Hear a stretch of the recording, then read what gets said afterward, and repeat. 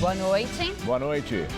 Atos pró-Dilma comandados pela CUT e o MST acontecem em vários estados. Em São Paulo, milhares de manifestantes fazem passeata da Avenida Paulista até o centro. Professores de escolas públicas do estado declaram greve. Dólar fecha a R$ 3,24, a maior cotação desde 2003. Cesare Battisti consegue habeas corpus e é libertado 7 horas após a prisão. Moradores em ruas fechadas da capital têm até segunda-feira para retirar os portões e dar acesso aos pedestres. E na série Cara de São Paulo, Eduardo Lira, que veio da favela e criou projetos para ajudar crianças a estudar.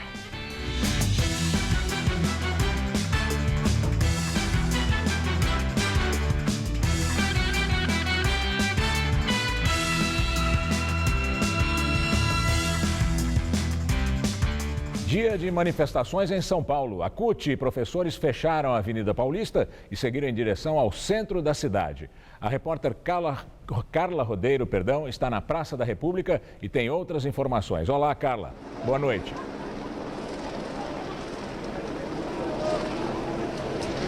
Oi, Gamberini. Olha, a marcha acabou de chegar, aliás, chegou há cerca de 1 hora aqui na Praça da República. Os manifestantes cantaram o hino nacional e, com o fim dos discursos no carro de som, a multidão começa, então, a se dispersar. A Polícia Militar divulgou que às 4 da tarde havia 8.000 manifestantes participando dessa marcha lá na Avenida Paulista, onde ela começou. O que nós observamos é que ao longo da tarde, com a chegada da noite, esse número cresceu, aumentou bastante, mas ainda não há divulgação de um número atualizado pela Polícia Militar. Bem, nós acompanhamos esse ato organizado, convocado pela CUT e outras centrais sindicais desde a concentração. Veja o VT. Manifestantes começaram a chegar ainda no fim da manhã. A concentração foi em frente ao prédio da Petrobras na Avenida Paulista. O ato, organizado por centrais sindicais e movimentos sociais, como o do Sem Terra, é contra a corrupção na Petrobras, a alteração de direitos trabalhistas e pela reforma política. Para evitar a corrupção é preciso criar leis que impeçam financiamento privado de campanha, que impeçam um monte de coisa. Sindicalistas negam que o ato seja em defesa do governo, mas dizem que são contra a hipótese de afastamento da presidente Dilma, embora critiquem a política econômica do governo. Nós temos sim o compromisso de fazer esse dia de luta, mas vamos dar consequência na próxima semana, ocupando o Congresso Nacional, discutindo a retirada das MPs, pautando o debate pelo fim do PL 4330 e fazendo valer a importância de estabelecer um diálogo com o Congresso Nacional em defesa dos interesses maiores da nação. O comando da Polícia Militar acompanha o protesto com imagens em tempo real. Um cordão de policiais isolou os manifestantes no trecho em obras da Avenida Paulista. A polícia se mantém atenta também, já que um grupo considerado radical, antigoverno, que defende o impeachment da presidente Dilma, marcou uma manifestação para hoje, neste mesmo local e hora. Eles dizem que seria um esquenta para o protesto de domingo e há o temor de que haja confronto entre manifestantes. Mesmo debaixo de chuva, a manifestação seguiu pela Avenida Paulista, que ficou interditada nos dois sentidos. No vão do MASP, professores da rede estadual discutiam salário numa assembleia. A categoria decidiu entrar em greve. O grupo se juntou aos sindicalistas na marcha que seguiu com destino à Praça da República. E daqui a pouco nós voltamos com outras informações sobre os protestos de hoje por todo o país. O ex-ativista italiano Cesare Battisti é solto e deixa a sede da Polícia Federal na zona oeste de São Paulo. O italiano foi libertado na madrugada de hoje, 7 horas depois de ser preso. O juiz que concedeu o habeas corpus justificou que não compete à Justiça Federal modificar decisões de instâncias superiores. Isso porque Battisti foi preso pela primeira vez em 2007, mas na época o Supremo Tribunal Federal passou ao então presidente Lula a decisão de extraditá-lo. Em 2010, Lula negou a extradição e permitiu que Battisti ficasse no Brasil. Ontem, uma juíza de uma vara federal determinou que Battisti seja deportado, atendendo a um pedido do Ministério Público. Cesare Battisti foi condenado na Itália à prisão perpétua, acusado de cometer 4 assassinatos quando integrava o grupo Proletários Armados pelo Comunismo. Ele fugiu para a França, também morou no México e veio para o Brasil em 2004. Moradores de ruas fechadas têm até segunda-feira para abrir pelo menos uma parte dos portões para a passagem de pedestres. As pessoas que vivem nessas vilas reclamam da mudança e estão preocupadas com a falta de segurança que a medida pode acarretar. A lei de 2009, que permitia o fechamento das chamadas vilas, foi considerada inconstitucional pela Justiça. A casa de Dona Déia não tem portão. As vizinhas sempre aparecem para um papo. A rua, arborizada e tranquila, é um pedaço do interior em plena Vila Clementino, zona sul da capital. A gente se reúne toda sexta-feira, eu e minha amiga, ela traz as filhas, eu trago a amiga, as filhas, e a gente fica sentada, tomando os aperitivos, comendo salgadinho. E a gente, às vezes, vai até às 4 horas da manhã. O sossego é porque faz 30 anos que os moradores aqui da rua, que é sem saída, fecharam a entrada com um portão, mas na semana passada a tranquilidade acabou. É que eles foram notificados pela Prefeitura de São Paulo que teriam que liberar a entrada para pedestres. E faz 2 dias que eles fizeram isso, arrancaram esse portão aqui do outro lado também. E tá todo mundo bastante indignado por aqui. A gente vai pôr portão, vai fazer um monte de coisa, vai pôr grade dos lados, que a maioria das pessoas vão pôr, porque como é que vai ficar segurança? A lei municipal que permitiu o fechamento de ruas na cidade foi considerada inconstitucional pelo Tribunal de Justiça do Estado.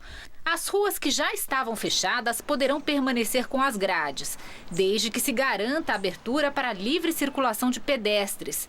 Em novembro do ano passado, o Ministério Público recomendou à Prefeitura que notificasse os moradores a realizarem as adequações.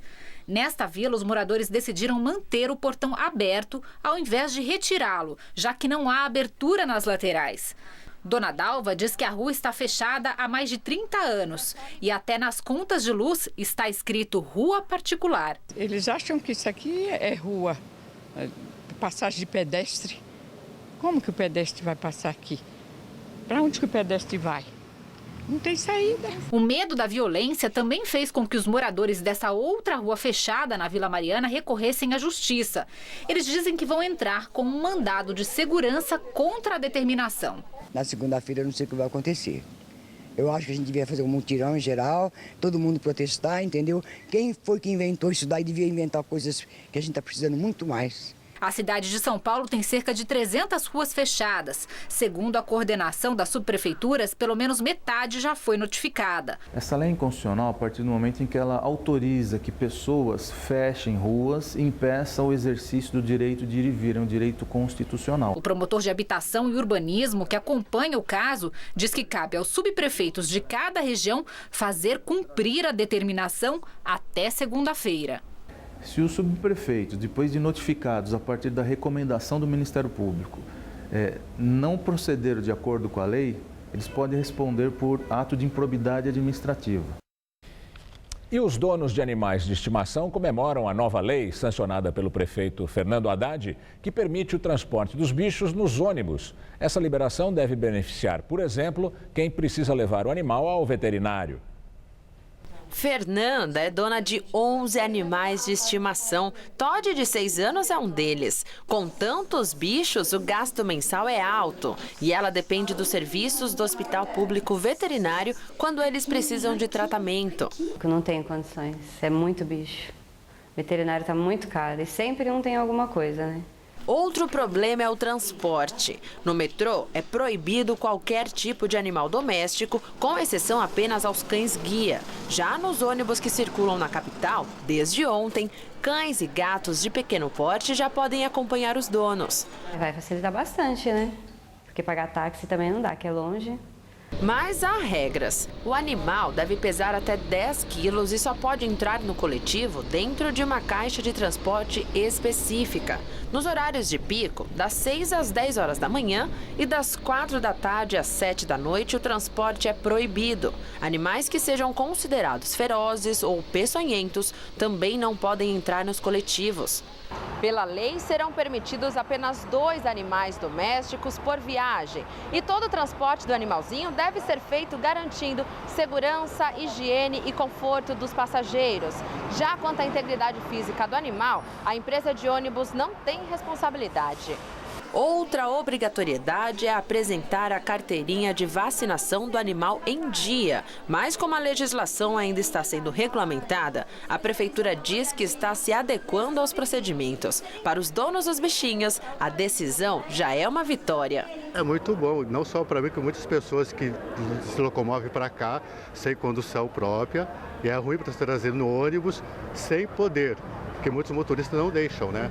E a lei vindo agora é uma ótima coisa. As chuvas têm melhorado o nível de todos os reservatórios que abastecem a Grande São Paulo.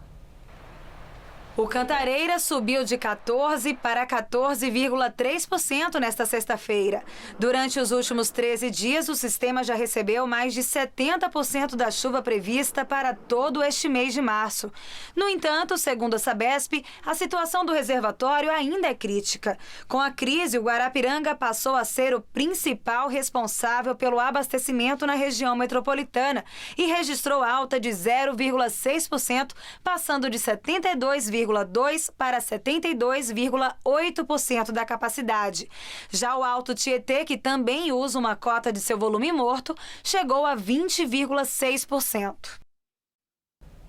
A semana termina com chuvas em todo o estado de São Paulo. E aqui na capital paulista, as pancadas começaram ainda pela manhã. Agora à tarde, o Centro de Gerenciamento de Emergências decretou estado de atenção para enchentes em diversas regiões da cidade. Nesta primeira quinzena de março, já choveu mais do que a média esperada para todo o mês. E segundo os meteorologistas, os próximos 15 dias também vão ter bastante chuva, o que não é exatamente ruim, né? A gente sabe. Vamos ver como é que fica o tempo neste fim de semana com Mariana Armentano. O ar quente e úmido continua predominando na maior parte do Brasil neste último final de semana de verão. As únicas áreas onde o tempo segue aberto, sem chuvas, são essas em tons de amarelo: oeste do Mato Grosso do Sul, Centro-Sul gaúcho, Espírito Santo, norte de Minas Gerais e boa parte do Nordeste e também Centro-Norte de Roraima.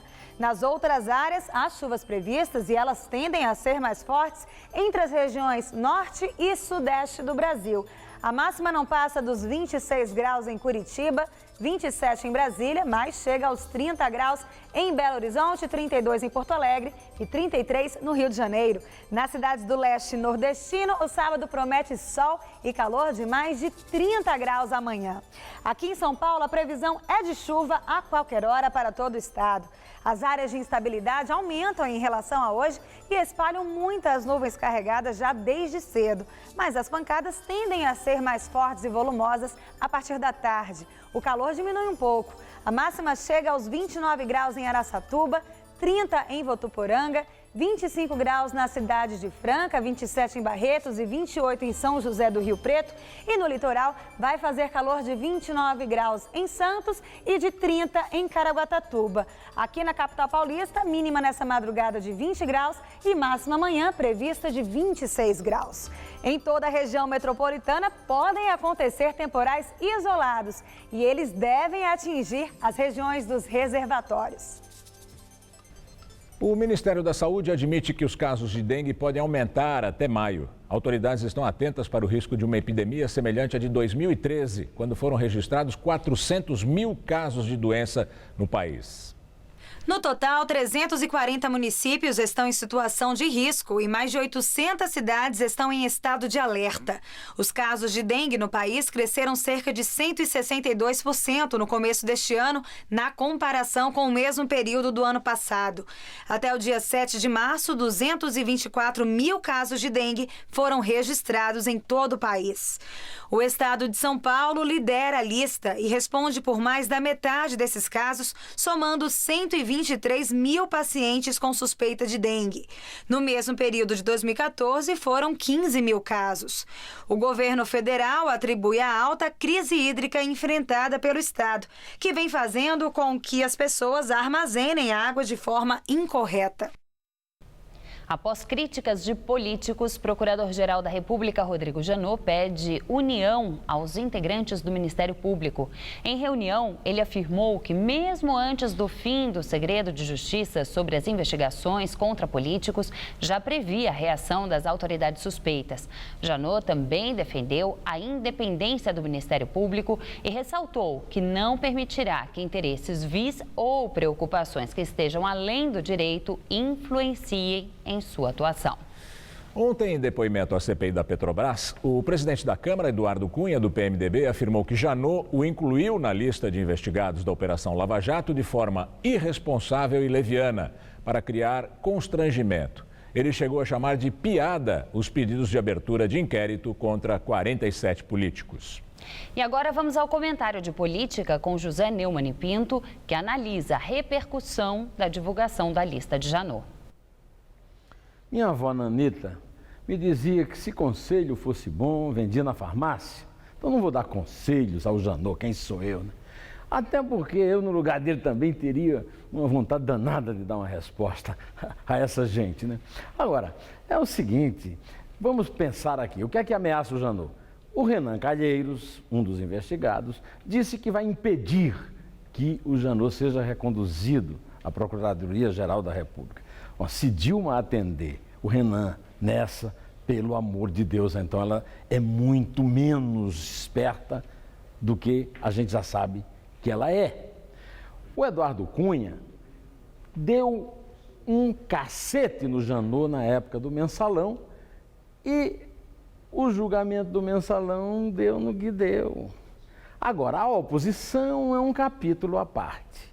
O PSDB não moveu uma palha para que se descobrisse esta roubalheira imensa da Petrobras. Eu não sei porque até agora o PT não disse, mas ninguém sabia, quer dizer, que oposição é essa? Não é só na Petrobras. Um roubo desse tamanho, todo mundo tinha de saber, inclusive o PSDB. Agora, eu vejo na televisão o senhor Carlos Sampaio, que eu conheci pedindo recontagem de votos na eleição. Quer dizer, é um gênio maquiavélico semelhante ao de Dilma, Mercadante, essa gente toda.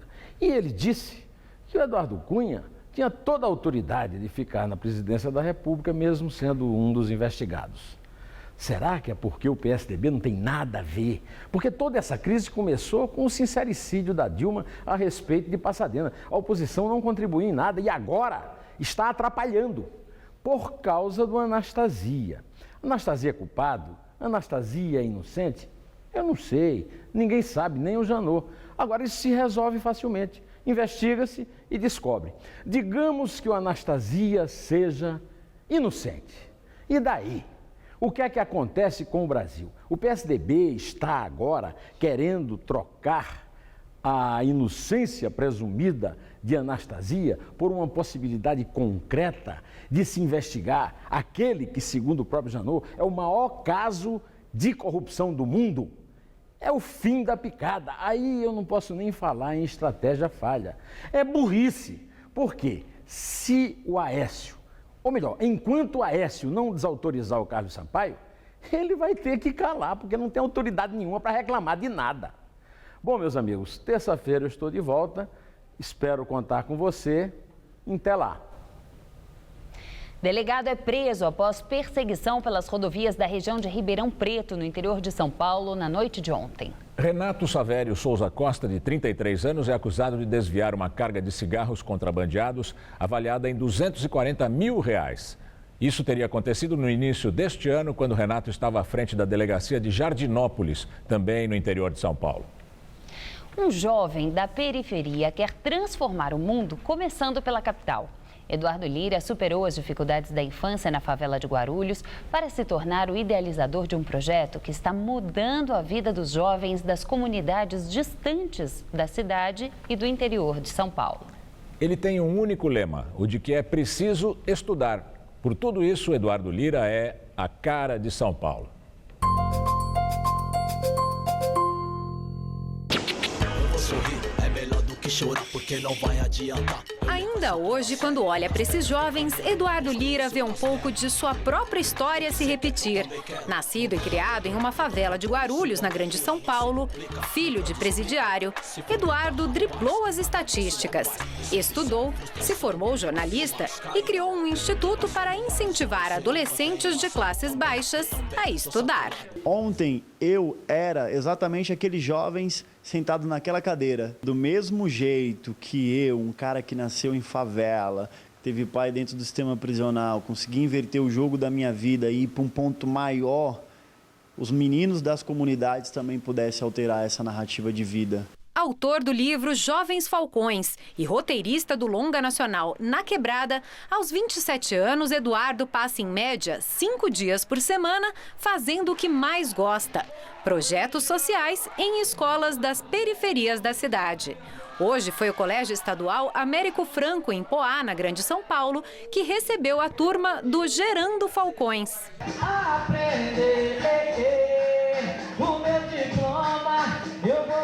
A gente trabalha o protagonismo do jovem. E aí a gente utiliza aulas de tênis, futsal, skate, atrelado à literatura. Então o jovem marca um gol, mas tem uma meta de confeccionar X números de poesia. A apresentação agitou os 300 alunos da escola e teve até participação especial.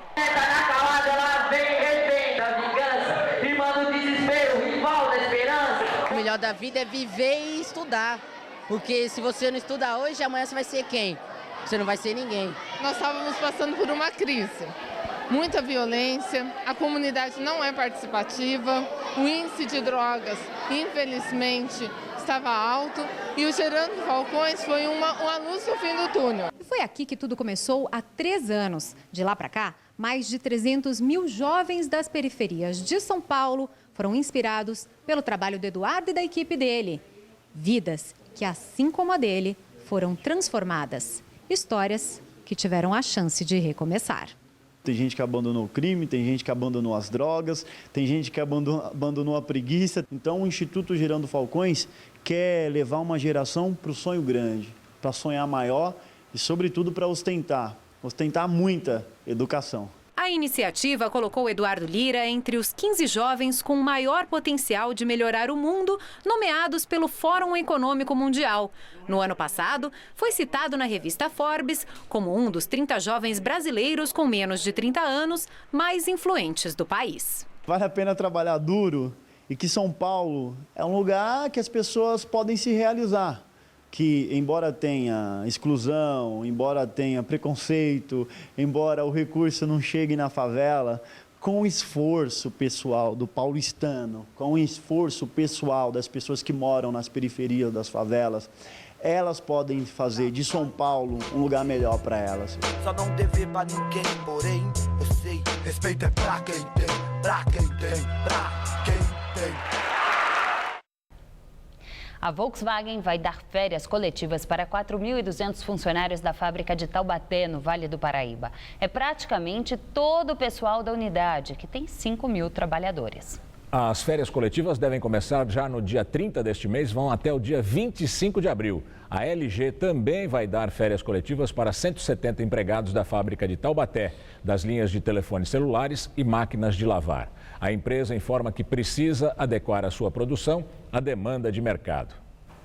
Voltamos a falar sobre as manifestações aqui em São Paulo. Os protestos de hoje mesclaram defesa da Petrobras e críticas ao ajuste fiscal do governo federal. A repórter Carla Rodeiro está na região central de São Paulo, para onde os manifestantes marcharam, e tem outras informações ao vivo. Praça da República, o ato convocado por sindicalistas aqui em São Paulo já se dispersa. A Avenida Ipiranga, nesse momento, já tem o trânsito liberado para os carros. Bem, a expectativa de um possível confronto entre manifestantes de grupos contrários não se confirmou, mas no fim da tarde, quando o ato da CUT já tinha deixado a Avenida Paulista, um grupo auto-intitulado Revoltados Online, reuniu cerca de 40 pessoas ali em frente ao prédio da Petrobras. E ali eles fizeram um ato contrário ao governo e pedindo a saída da presidente Dilma. Um outro movimento contrário contrário ao governo, intitulado Movimento Brasil Livre, diz ter reunido hoje cerca de 400 pessoas que participaram de um ato também nesta tarde. Esses dois grupos prometem comparecer em massa ao protesto de domingo. Bem, hoje, como eu disse, não houve incidentes, foi um ato que transcorreu de forma pacífica e com críticas à política econômica do governo, com críticas ao ajuste fiscal, à corrupção na Petrobras, mas com demonstrações de apoio à manutenção do governo da presidente Dilma. Com vocês no estúdio. Dólar tem mais um dia de forte alta e chega a bater nos R$ 3,28 e fecha a sexta-feira cotado a R$ 3,24. Na semana, a alta é de 6%. Este é o maior valor da moeda americana em quase 12 anos. E agora o comentarista de economia, Vinícius Torres Freire, analisa a relação dessa alta do dólar com as manifestações de hoje. Dólar a R$ 3,25 e manifestações políticas nas ruas, hoje e no domingo. O que isso tem a ver? É quase óbvio. A incerteza sobre o que vai acontecer na política é tamanha que existe algum pânico nos mercados financeiros, que estão tão desorientados sobre o que vai acontecer quanto a média dos brasileiros está. As crises política e econômica se realimentam, uma influencia a outra. Vamos dar apenas um exemplo. A grande incerteza sobre o que será da política faz o dólar disparar. Dólar mais alto pressiona a inflação. Inflação mais alta pressiona os juros para cima. Juros mais altos prejudicam a atividade econômica. Economia ainda mais lerda deixa a população ainda mais crítica em relação ao governo. Governo frágil alimenta a crise política e assim por diante. A situação é incerta, mas a tendência certamente não é de melhora. A dúvida agora é sobre a rapidez da piora. Um ambiente tenso assim fica mais propício a acidentes e pânicos. Os próximos passos dependem das ruas, do tamanho das manifestações e do que dirão as pesquisas de popularidade de Dilma Rousseff. Manifestações fortes contra o governo Dilma vão alimentar o zum-zum sobre a saída da presidente. O aumento de tensão política levanta dúvidas sobre o ajuste das contas do governo. Mas agora a incerteza econômica é ainda maior do que aquela sobre a aprovação do plano econômico do governo no Congresso. A dúvida agora é outra: se o governo vai continuar o mesmo até o final do ano. Mesmo as manifestações de hoje, em tese pró-governo, criticam o principal programa do segundo mandato de Dilma Rousseff, que é o corte de gastos e o aumento de impostos. Ou seja, a pressão vem de todos os lados. Estamos à beira de crises como aquelas dos anos 1980 ou 90? Não. Em termos econômicos, vamos ter de passar por um ajuste difícil, mas a princípio administrável. A falta de competência política do governo, seu isolamento, sua falta de sintonia com o sentimento médio nas ruas do país é que não contribuiu para acalmar a situação, que era difícil já, criada pelo próprio governo Dilma, mas não era de desastre.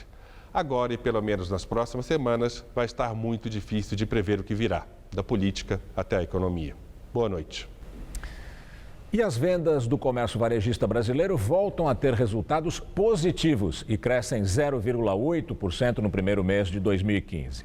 Segundo o IBGE, em dezembro, o setor havia recuado 2,6%.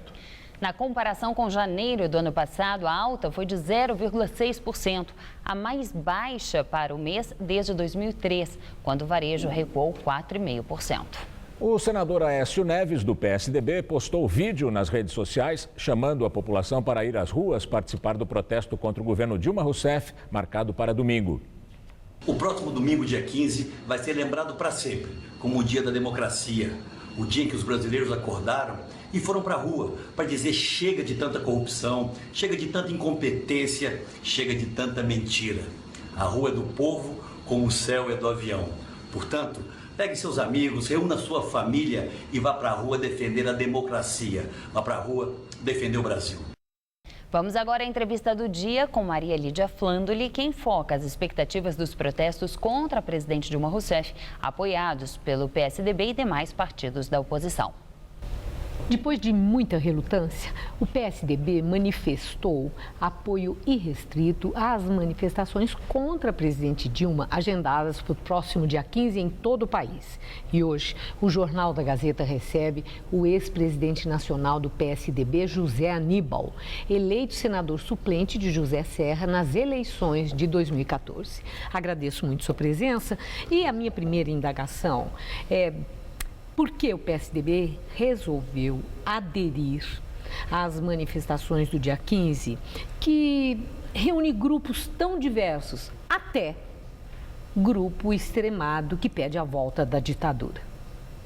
Prazer estar aqui com você e de poder esclarecer essas questões que você formulou. Olha, o PSDB apoia essas manifestações e solidariza com elas porque essas manifestações decorrem de uma insatisfação profunda da sociedade brasileira com a presidente Dilma, que apesar de só ter 2 meses e meio de governo, já mostrou que tudo que ela falou durante a campanha, tudo que ela atribuiu como intenção aos seus adversários, ela está realizando. Até aquele filme que ela produziu, que se a Marina fosse eleita, ela entregaria o Banco Central aos banqueiros e tiraria comida da mesa dos trabalhadores. Ela está fazendo isso. Maria Lídia, o ajuste, tal do ajuste fiscal que ela está fazendo até agora, não é um ajuste pelo lado das despesas, cortar essa máquina inchada, corrupta que temos hoje, 39 ministérios. É pelo lado da receita. E a receita onde? Até aqui, fundamentalmente, setor elétrico. Aí, inclusive, é uma lástima que vai o ministro e diz no programa Roda Viva 2 semanas atrás que o reajuste é só de 23% da tarifa de energia. O Banco Central disse esses dias que é de 38%. Na realidade, vai ser de 70%. Isso vai significar, e os brasileiros estão atentos a isso, estão recebendo a conta, uma supressão de renda das pessoas só na conta de luz, na média de R$1.000 ao longo de um ano. Bom, o senhor deixa isso claro que deixa a população razões indignada. E as razões pelas quais o PSDB aderiu. Mas a minha pergunta é, aderindo a um movimento que tem grupos tão diversos, e dentre eles, aqueles mais radicais que querem, que tem a ideia deplorável de volta da ditadura no país, isso é bom para o PSDB? Não, claro que isso não é bom para o Brasil. Veja o grau de radicalismo que esse governo provocou. Quando o presidente Lula vai no Rio de Janeiro e depois que uma milícia petista agride quem estava se manifestando contrário ao governo, ele diz, olha, e tem mais, se for preciso, eu ponho o exército do Stedley. O Stedley é um cão guarda, né? Um cão de guarda. O Lula manda ele morder, ele morde, manda ele ficar quieto, ele fica. É claro, e aí provoca, do outro lado, uma reação dessa natureza que nós condenamos totalmente. Isso não tem nada a ver com a gente. E aderindo a essa manifestação, o PSDB não corre o risco de reforçar o discurso do PT que o PSDB não se conformou com a vitória da Dilma, que vocês são golpistas, que vocês querem um terceiro turno? Olha, essa conversa de terceiro turno é conversa para boi dormir. Esse é lero-lero de um partido que está completamente desnorteado e de uma presidente que está completamente acuada. A presidente Dilma hoje é uma figura meio patética. Vai para a televisão, fala 15 minutos e até aqueles próximos a ela e outros não tão próximos recriminam. Eu já vi jornalistas, inclusive, de filiação petista, mas é um desastre. É uma fala desastrosa, não acrescenta nada. Vem aqui em São Paulo, é vaiada. Depois vai lá no Acre e diz que nós temos direito a nos manifestar. Isso é piada. Claro que nós temos direito a nos manifestar. Nós vivemos numa democracia. O PSDB não está aderindo, o PSDB está se solidarizando e apoiando essas manifestações que são contra esse estado de completa desorganização do país, ausência de esperança, de uma expectativa de melhora, mas, sobretudo, a presidente está perdendo todas as condições de governar. Ela não tem relação nenhuma com o parlamento, ela tinha 6 ministros fazendo a relação com o parlamento. A coisa não anda, ela nomeou mais 3, ela tem 9. Daqui a pouco ela vai ter os 39 fazendo relação com o parlamento e não vai dar certo. Não vai dar certo porque está tudo errado. A presidente até aqui só errou. A cada dia que passa, ela agrava os seus erros e aumenta a insatisfação e o questionamento da sociedade brasileira. Não é insatisfação com o resultado eleitoral, é insatisfação com a ação da presidenta reeleita que está se mostrando desastrosa. O senhor vai à manifestação do domingo? Porque Aécio Neves disse que não iria, foi aconselhado até a não ir, depois ele falou que ele é impulsivo, de repente ele pode ter um rompante. Rompante. Ele pode ter ido, mas o senhor vai empunhando a bandeira do PSDB? Não, eu vou com a camiseta amarela, porque a manifestação em São Paulo, ao longo da Avenida Paulista, elas vão ter vários núcleos desses movimentos. Eu vou nesse núcleo que vai se reunir em torno à estação Trianon do metrô, que é um núcleo que vem para a rua. Mas tem a turma da Força Sindical, que vai subir a Consolação, entrar na Paulista, tem outros núcleos, inclusive, e infelizmente, tem esses que radicalizam e vão a essa posição desastrosa, absolutamente condenável, de defender volta à ditadura. Isso é tão extemporâneo que o presidente Fernando Henrique, ele criou o Ministério da Defesa. Ele terminou com a tutela militar sobre o poder civil. É completamente extemporâneo uma reivindicação dessa natureza. Nada a ver conosco. Fala-se muito num pacto para a superação desse momento tão tenso na vida do país, as medidas que são duras para recolocar a economia nos trilhos, que foram aplaudidas, inclusive, por setores que não votaram no PT, entenderam que isso se impunha e era necessário. Mas existe uma resistência, tanto do PT como do PMDB, à ideia de um pacto para encontrar uma saída. Está faltando grandeza política dos dois partidos, do PT e do PSDB, para um entendimento que promova o bem de todos? Olha, quem está totalmente sem condições de grandeza política é o partido da presidente. Não somos nós. Nós estamos procurando agir com o maior equilíbrio, com o maior compromisso com o Brasil, com o anseio, o desejo dos brasileiros de nós voltarmos a ter rumo, ter perspectiva. Eu quero insistir, esse governo ele só mudou o ministro da Fazenda. Porque pôs o Bendini na Petrobras, o Luciano Coutinho continua do BNDES, a Miriam Belchior na Caixa Econômica, enfim, não muda nada, é incapaz de fazer um corte linear nesse governo de 10%, enxugar essa máquina gorda, corrupta e propiciar uma situação melhor para um ajuste fiscal pelo lado da despesa e não da receita, porque isso aí é impor mais sacrifício aos brasileiros. Muito obrigada, Zé Aníbal. Uma boa noite. Obrigado a você. Boa noite. Além de São Paulo, outros protestos a favor da presidente Dilma aconteceram em mais 18 estados brasileiros. As manifestações em defesa da Petrobras, pela reforma política, pela democracia e pelos direitos da classe trabalhadora ocorreram por todo o país. Em Fortaleza, 500 pessoas participaram da manifestação e representantes de pelo menos 26 entidades marcaram presença. Em Recife, cerca de 1.500 pessoas foram às ruas pela reforma política. Em Salvador, cerca de 1.200 pessoas protestaram. Entre elas, o ex-presidente da Petrobras, José Sérgio Gabrielli, que ressaltou hoje que a Petrobras não é uma empresa corrupta. Em Goiânia, cerca de 100 manifestantes se reuniram no centro da cidade. Em Betim, na região metropolitana de Belo Horizonte, cerca de 500 manifestantes se concentraram em frente à refinaria Gabriel Passos. No Rio de Janeiro, 400 pessoas participaram das manifestações em Duque de Caxias e na capital. E agora o comentarista de política, Josias de Souza, direto de Brasília, fala sobre os protestos no fim de semana. O Palácio do Planalto está em estado de alerta. Um olho nas redes sociais e outro olho no meio-fio. Dilma Rousseff não quer repetir junho de 2013, quando ela foi surpreendida por aquela memorável jornada de protestos que teve como mote o aumento da passagem de ônibus de 20 centavos. Naquela ocasião, o alvo dos protestos era difuso. Dessa vez, Dilma está no centro dos debates, daí a preocupação.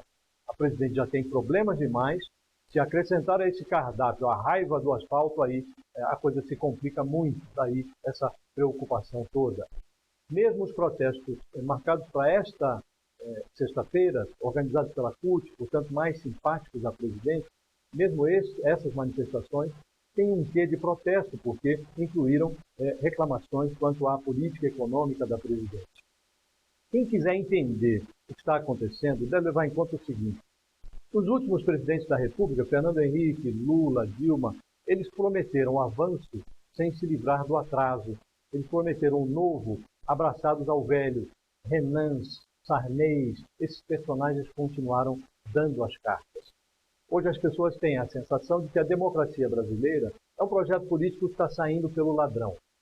Daí essa irritação toda. Quando a economia vai bem, a irritação tende a diminuir. Mas quando a economia vai mal, a inflação aperta e começa a sobrar mês no fim do salário, aí as fraudes saltam aos olhos e as pessoas querem se manifestar. E se aquela jornada de junho de 2013 ensinou alguma coisa, é que a irritação do brasileiro já não cabe nas redes sociais. Ela quer descer às ruas. Daí a preocupação da presidente, daí a tensão dela para verificar qual é o tamanho da encrenca no domingo que vem. Boa noite. E agora as notícias do esporte com Rodolfo Gamberini e Celso Cardoso. No Campeonato Paulista, o São Paulo venceu o São Bento no Morumbi. Mas, Celso, aqui para nós, o São Paulo jogou mal e parece ter uma crise entre o Muricy e a diretoria. O que está acontecendo no Morumbi? Pois é, Gamberini, nem o técnico Muricy Ramalho, assim como a maioria dos São Paulinos, ficou satisfeito com o que viu ontem no Morumbi. E deixou no ar um certo desentendimento com a diretoria do clube. Claro que esse desentendimento foi desmentido em nota oficial emitida pelo presidente são paulino, Carlos Miguel Aidar. Contra o São Bento, pouca gente apareceu no estádio para ver a magra vitória do São Paulo. A Ponte Preta garantiu a vitória sobre o Ituano logo no começo do primeiro tempo. Aos 13 minutos, Josimar aproveitou a sobra de bola na entrada da área, dominou e bateu cruzado no cantinho do goleiro. Placar final no Moisés Lucarelli, Ponte Preta 1, Ituano 0. Estádio do Morumbi, o São Paulo derrotou o São Bento pelo placar mínimo e com gol de pênalti cobrado por Rogério Ceni. Final São Paulo 1, São Bento 0.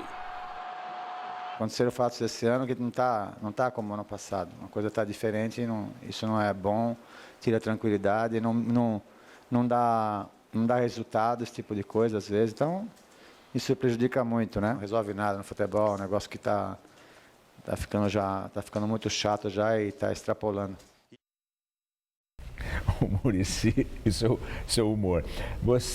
Quem tem razão nessa briga, Celso? O Muricy ou a diretoria? Eu acho que nesse caso é o Muricy. Porque o presidente do São Paulo, a diretoria do São Paulo de maneira geral, apesar de emitir uma nota dizendo que o São Paulo conta com o Muricy até o final do contrato, que é o técnico preferido, aquele a gente conhece famoso, essas notas, né? Está prestigiado. Mas a gente sabe se duas derrotas.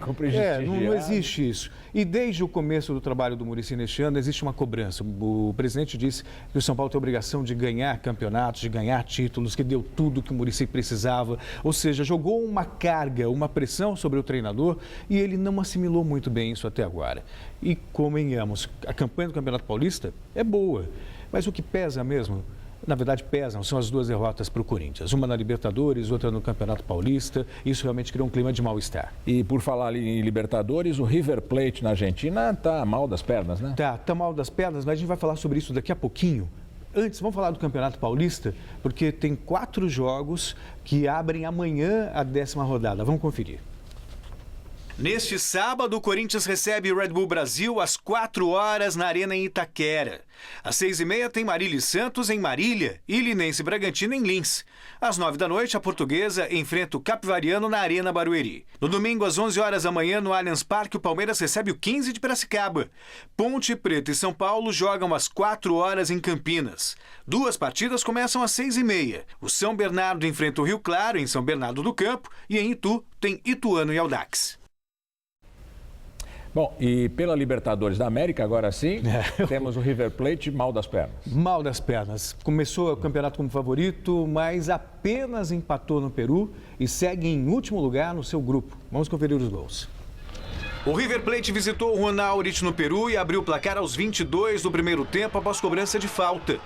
Piscolite lançou a bola na área e Maidana deixou de cabeça para Balanta testar firme. 1-0 River. Mas aos 21 do segundo tempo, os peruanos empataram com esse gol de Hernan Rengifo. E ficou nisso. Juan Aurich, agora vice-líder do grupo 6-1. River Plate, lanterna da chave também. E no grupo 7, o Libertad do Paraguai venceu o Estudiantes da Argentina por 1-0, com esse belo gol de Santiago Trellis. O que temos para falar do River Plate? Dos times argentinos, pela primeira vez na Libertadores, todos os campeões estão participando. São Lourenço, o Racing, o River Plate e o Boca Juniors. O River Plate começou, até por ter conquistado a Copa Sul-Americana, como grande favorito, mas está decepcionando. Quem está fazendo bonito mesmo é o Boca, que tem 100% de aproveitamento e são os maiores rivais argentinos. Vamos falar um pouco de Fórmula 1, que começa no domingo, né, Celso? Exatamente. Começaram os treinos para a abertura da temporada da Fórmula 1 e a corrida que abre o campeonato terá a ausência de Fernando Alonso. A Mercedes dominou o treino livre. Felipe Massa ficou fora por problemas no carro.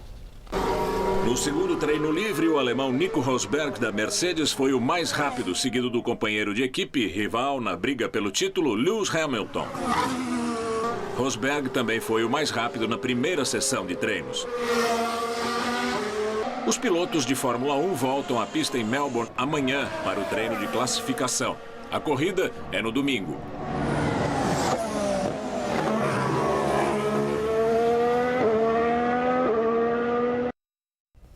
Treino livre de Fórmula 1 não quer dizer muita coisa, mas dá para perceber que a Mercedes, de novo, é a força maior, né? Sem dúvida, mas fica também, até porque o motor é o mesmo, no caso da Williams, com o Felipe Massa, e já fez uma boa temporada no ano passado, de repente, tentar brigar por título, que é o grande sonho dele. E o Felipe Nasser vai mesmo correr, apesar daquele imbróglio na justiça. O Felipe Nasser teria que, a Sauber teria que devolver 40 milhões de reais caso o Felipe não corresse. Por aí a gente vê quanto os pilotos pagam para chegar à Fórmula 1, né? Mas, por outro lado, a justiça diz que quem tem que correr é o holandês. Só que existe todo esse imbróglio. Continua o imbróglio? Continua, porque o argumento da equipe é que não há tempo para você preparar um novo piloto para uma corrida por questões de segurança. Então, nessa, o Felipe Nasser vai correr mesmo. E aqui também nós não temos mais tempo para ficar conversando. Vamos lá. É isso aí. Vamos lá, Juliana. Boa noite. Boa noite. Ciclocidade, a Associação de Ciclistas Urbanos de São Paulo, oferece aulas gratuitas para quem quer aprender a regular a própria bicicleta. A Bike Repórter Renata Falzoni acompanhou o trabalho em uma dessas oficinas.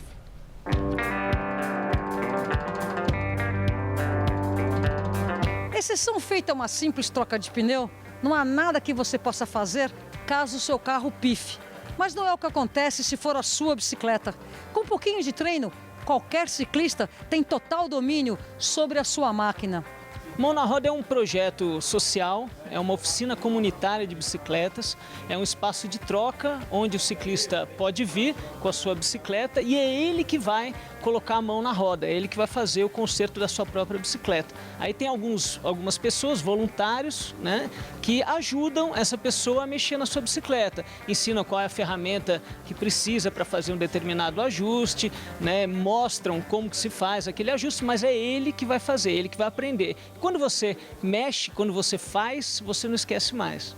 Essa é uma iniciativa da Ciclocidade, Associação dos Ciclistas Urbanos de São Paulo. São 3 locais aqui na cidade de São Paulo. Nós estamos na sede do Centro Cultural Vergueiro.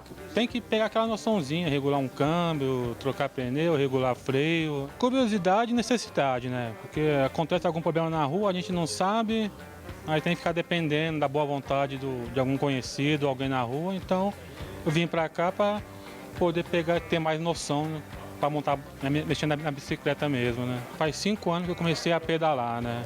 Então de lá para cá não parei mais. Quase tudo eu faço com ela hoje em dia, né? Pro trabalho, vou para passear, casa dos amigos, praticamente é a bicicleta que eu uso, né? Aqui tudo é gratuito e as ferramentas foram compradas com um financiamento coletivo, divulgado pela internet. Eu ainda estou criando essa relação íntima com a minha bike. Aqui eu estou aprendendo assim, os mínimos detalhes assim, que eu nunca imaginei que a bike tinha. O que a gente faz aqui é orientar para que ela saiba o básico, para que ela fique autossuficiente, para que ela tenha autonomia para mexer na bicicleta quando der algum problema na rua. Como eu uso a bike para trabalhar, então eu acho que vai me dar mais segurança. Se houver algum problema, de repente for alguma coisa assim simples que eu possa resolver. Tem a ver com a ideia de autonomia, né, da pessoa se locomover com meio de transporte que é eficiente, no sentido muito prático mesmo, de se chegar nos lugares todos de uma forma rápida. E com isso tem um padrão, uma qualidade de vida melhor, né? E agora vamos ao comentário de cultura com César Giobbi. Depois de uma temporada de sucesso no Rio, estreia hoje no Teatro Vivo a peça Chuva Constante, com Malvino Salvador e Augusto Zac. Sob a direção de Paulo de Moraes, eles vivem dois policiais, amigos de infância, que se veem envolvidos em acontecimentos que afetarão suas vidas para sempre. Com texto do americano Keith Huff, a montagem foi sucesso na Broadway, com os astros Daniel Craig e Hugh Jackman batendo recorde de bilheteria de espetáculo não musical em 2009. Steven Spielberg planeja levar a história para o cinema. Diogo Vilela e Silvia Massari também estreiam hoje a comédia Sim, Eu Aceito, aqui no Teatro Gazeta. A peça é um antigo sucesso da Broadway que desde 1951 já foi vivido por Jessica Tandy, Lily Palmer e Rex Harrison e até Rock Hudson. Essa versão tem texto de Tom Jones e música de Harvey Smith, com versão brasileira de Flávio Marinho e direção de Cláudio Figueira. Num tour de force, os dois atores interpretam os 50 anos de vida em comum de um casal.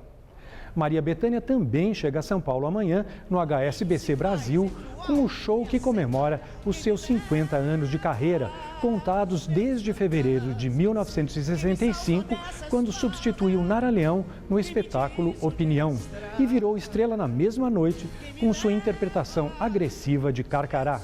Bia Lessa a dirige mais uma vez. Nas 5 apresentações em São Paulo, Bethânia promete um pouco de tudo o que sabe fazer, de tudo o que já cantou e ainda alguma coisa nova.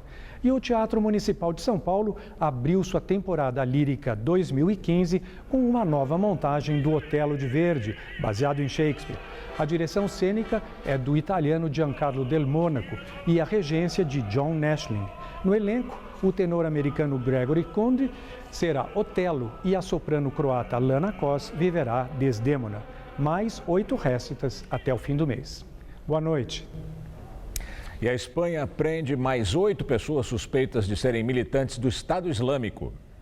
As prisões foram feitas em Barcelona, Girona, Ciudad Real e Ávila.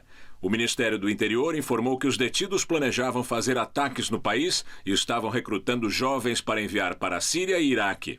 Neste ano, a polícia espanhola já prendeu 21 pessoas acusadas de ligação com grupos jihadistas. E num vídeo divulgado hoje, o Estado Islâmico ameaçou atacar importantes monumentos mundiais. Entre eles estão a Torre Eiffel, na França, o Big Ben, na Inglaterra e a Casa Branca, nos Estados Unidos. Segundo esse vídeo, o ato vai ser uma resposta aos países do Ocidente que bombardeiam fortalezas do Estado Islâmico. Na Venezuela, preso político acusado de organizar protestos contra o presidente Nicolás Maduro é encontrado morto na prisão.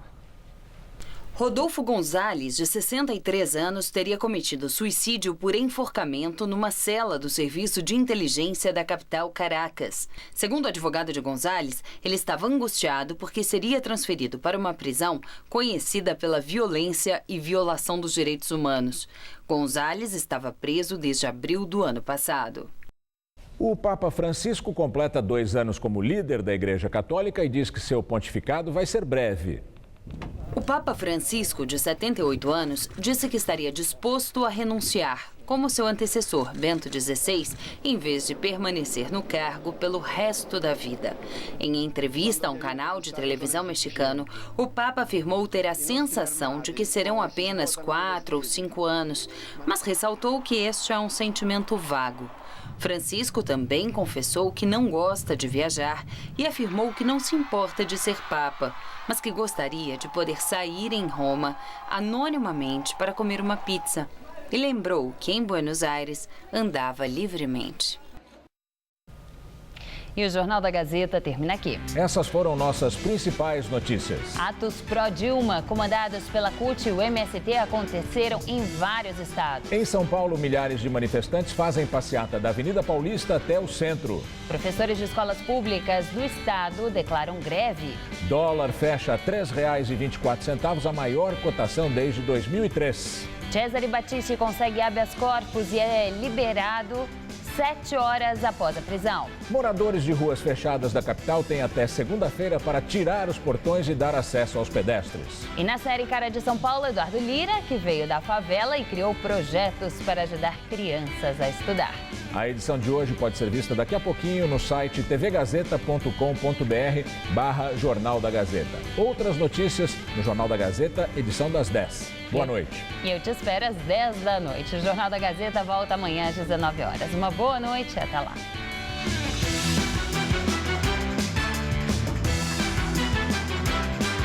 Fernando Meligeni, Tico Santa Cruz e a Banda Suricato marcam presença no Ouça, hoje, 11h30 da noite.